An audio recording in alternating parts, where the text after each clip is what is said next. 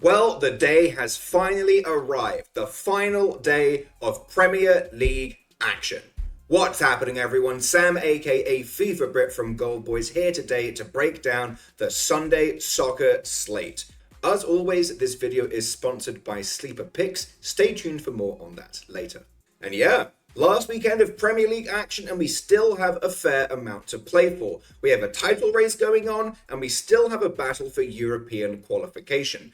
We'll start with the title race because, unfortunately, it pains me to say this as an Arsenal fan, it is basically wrapped up. Man City do have to win their final game to secure the title, but it's against West Ham, and West Ham look absolutely awful right now. So we'll start with that game because, unfortunately, there's not much to say. Man City against West Ham. Now, Man City should win this, and rightfully so. The problem is that all the value is gone. Haaland to take 3 first half shots is odds on, which is basically never worth it. Not for 3 first half shots. I know Haaland is a machine, but the problem is that if he starts, which in a must-win game he will, then it's really difficult to back anyone else on the City side to take shots, even Foden, even De Bruyne, because there is every chance they just feed Haaland, and Haaland's value is basically not worth taking, which really doesn't leave you with much option on the shots market. The value of this game also doesn't leave you much with the team total market because Man City's team total line is 3.5. So if you want to back them to score goals, you need to expect at least 4 of them. So you could attack it with the first half goals market if you think they're going to get the job done early, but based on their recent performances, I don't really think that's the way it's going to go. Took them a while to get going against Spurs. It was 0-0 at halftime, ended up winning 2-0, and one of those goals was a penalty. So City probably will get the job done, but they might not do it in the first half. So unless you really feel confident they're going to go out there and just hammer the ever-living shit out of West Ham, which, to be fair, is an option, then it's very hard to back any of these City props unless you find a nice, plus money for a shot on target and you pray a guy like Rodri or Kovacic just pulls up from 30 yards out and has a go. If you think that's going to happen, then fair enough. But I'm really not willing to pay the terrible odds on these Man City player props.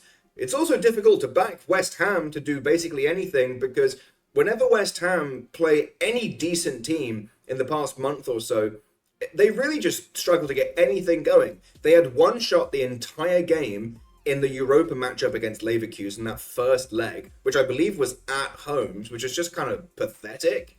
So unless you're looking at Jared Bowen shots or someone like that, or James Ward-Prowse, and you pray they get a free kick where they basically have to shoot, really hard to back a West Ham player prop here either. This is most likely going to be a game I don't really touch unless, for some reason, West Ham get a goal and then I can take Man City live. That's really the best way to attack it, at least in my opinion. Or another scenario where Man City have scored 3 or 4 goals and they sub in a guy off the bench like Julian Alvarez or Oscar Bob if they're feeling pretty spicy and just take them to score a goal live. Because at that point, it's one, they're going to be playing free-flowing football and just looking to show off. So that's most likely how I'm going to approach that game. No official lean for this one. It's really just a let's see how this game develops because the pre-game odds really aren't worth taking. The next game we're going to talk about is Arsenal against Everton. Now again, this is still part of the title race. Arsenal still have to get the job done and just pray that City drop points somehow. And Everton are not brilliant. They've had a pretty good run in the past month or so, but they've basically only been playing teams around them in that relegation battle, which to be fair is around their level and they've been doing well.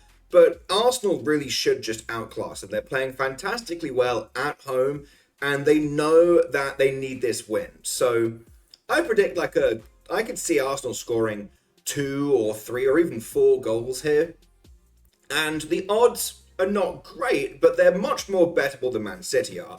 So I'm looking to go back to my usual angles for an Arsenal win. And that's typically, as you guys probably know by now, Arsenal team total over 2.5 and Saka 2 first half shots. I lean more the team total here because one, that gives us the whole game and goals can come from basically anyone. And as much as I back Saka to be taking shots here just because the value is always very good on Saka just to get a couple of first half shots, something he does incredibly consistently. My guess is that Saka is going to be leaning more towards passing because I mentioned this on our podcast, by the way. If you aren't listening to it, it's called The Final Third, and the link will be in the description below. Go check it out, give us a follow, and if you're feeling generous, drop a 5-star review or something like that. But I think Saka's going to be looking to pass because he's currently on 9 assists for the season. If he gets 10th, that would be a back-to-back season with double-digit goals and double-digit assists, and I think he's pretty well aware of that. Us, hopefully, are his teammates. So I have a feeling that Saka's going to be looking to pass. I'm hoping he gets that assist because that would be a fantastic achievement for him, especially in a season where people are trying to overshadow him and compare him to players like Phil Foden and Cole Palmer, who both just won Player of the Year and Young Player of the Year. So, fair enough. Those guys have overachieved. Saka's been doing what he's always been doing, which is playing at a high level very consistently over time and in European football as well. So enough of the slander, put that away. We can have those debates if these guys continue to perform at this level. So we'll see. But for now, I'm just going to keep trusting my guy, Saka, to do what he does best, scoring and assisting. So my official lean for this game is going to be Arsenal team total over 2.5. But if you're feeling a little spicy, I love a Saka assist on FanDuel at plus 140. I'm going to wait for lineups just because he should start, but I would rather just wait that. There's no reason not to. I don't see that price changing particularly much between now and then. And I'll probably play it for about half a unit. So we'll see. I haven't locked any of these bets in, but those are my official leans for the Arsenal game. And really, I'm just going to hope that we get the win, because ultimately, that's what matters.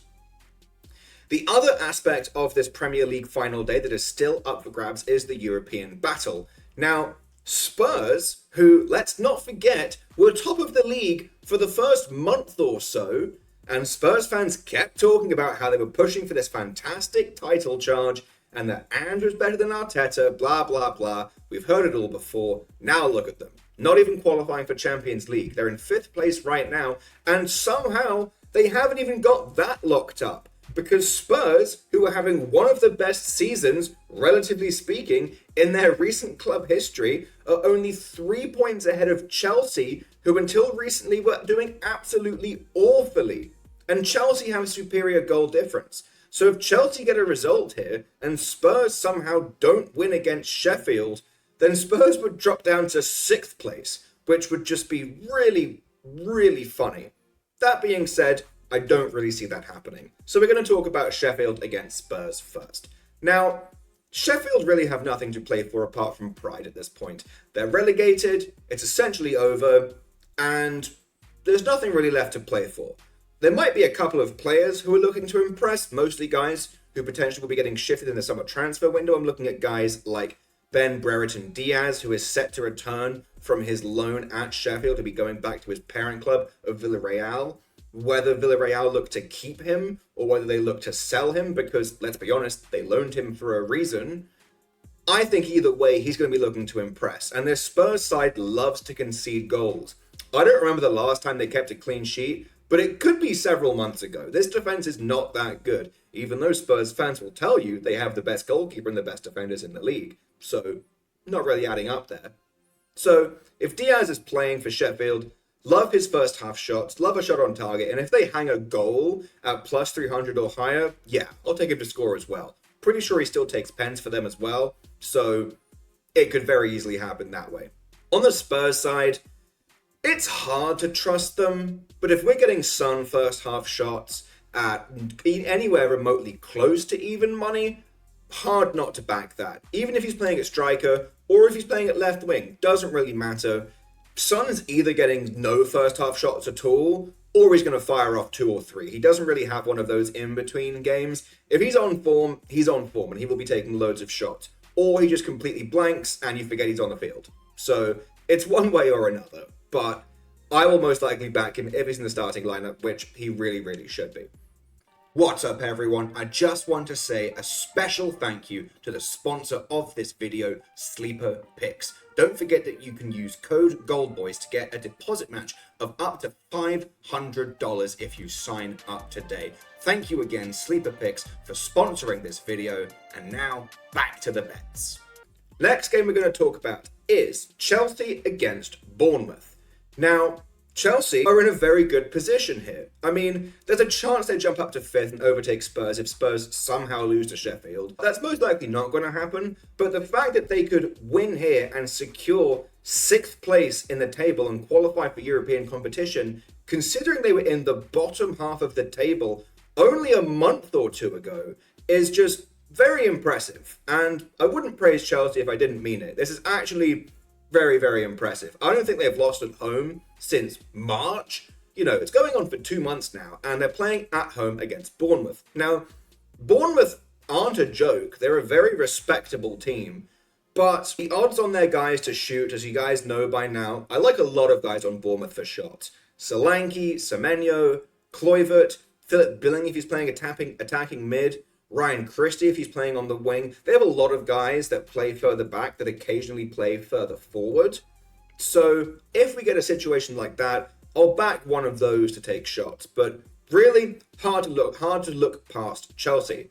My official lean for this game, which I have locked in, is Cole Palmer 2 first half shots. I played that to win 1 unit at -125 on FanDuel. Cole Palmer is having an absolutely fantastic season. He has rightfully been awarded Young Player of the Season because I don't think Foden deserved to win Best Player of the Season. But this one, I have no beef with whatsoever. He had a fantastic season. He actually is a young player, unlike Foden, who's about 23 or turning 24, which is old.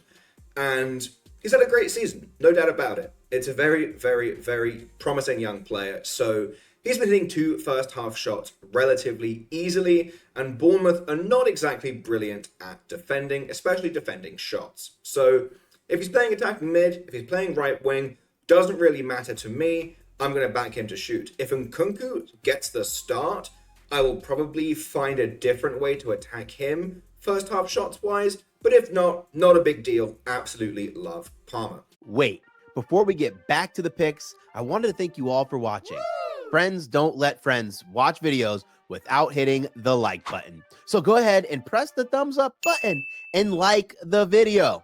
If you're new here and not subscribed, you should go ahead and do so because we're dropping new content each and every day on the Gold Boys Network. We strive to cover every sport and give out picks and analysis and valuable information for free on the Gold Boys Network. So make sure you're subscribed and hit the bell so you can get notified when we drop something new.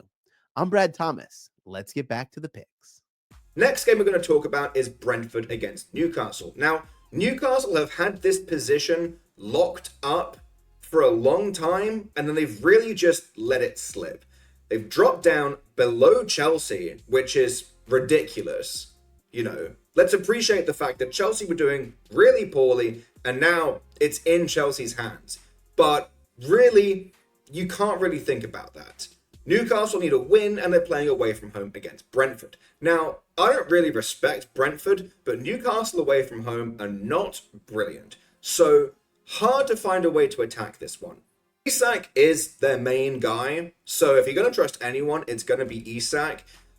If I had an unofficial lean, I would say Isak 2 first half shots, but I'm really not super confident about that, so I'm not going to list it as like the official lean for the game. It's something I really find difficult to ignore, especially when it's around +130, which it is on FanDuel.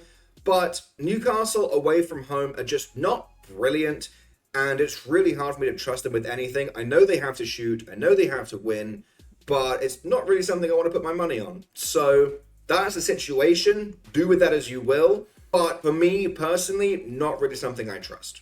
Last game I want to talk about is Brighton against Man U. Now, this one I have quite a lot that I like because I sneakily think this one could be the best game of the entire weekend. Brighton don't really have anything to play for, but Man U absolutely do. They need a win here, and they need to hope that Chelsea and Newcastle somehow drop points so they have even the slightest glimmer of hope of European qualification. Now, fortunately, these guys have very trusted shooters.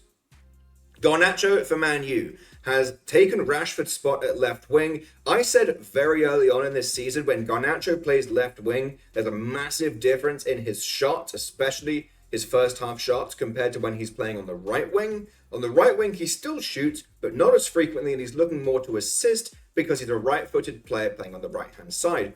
When he's playing on the left, it's much easier for him to attack defenders and then cut in on his stronger foot and take a shot. So Garnacho, 2 first half shots. I'm not going to officially lock that one in until lineups just because I want to make sure that he is playing on the left wing. But if he's playing left wing, absolutely love Garnacho 2 first half shots. And on the Brighton side, I really love Adingra.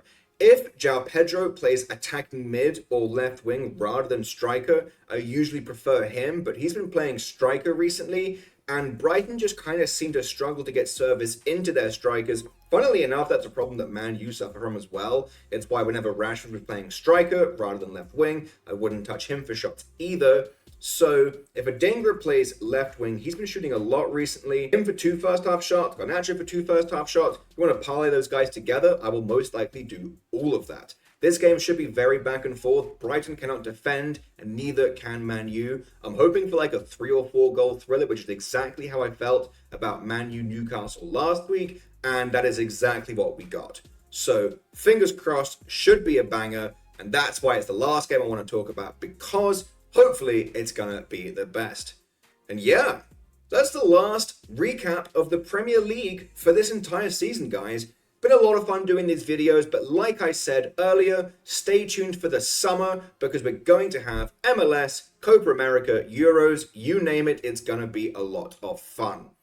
As always, if you do think you have a gambling problem, don't forget to call the number 1-800-GAMBLER. And yeah, if you had a good Saturday, let's keep that momentum going right into Sunday. And if you didn't, well, brilliant. Now is the perfect day to turn it around with a full Premier League slate. You can follow me on Twitter at FIFABrit. And if you haven't signed up for Gold Boys, all of my official plays will be in my Discord channel. You can sign up at goldboys.com. The link will be in the description below. Best of luck with all your Sunday bets, and I will catch you guys next time.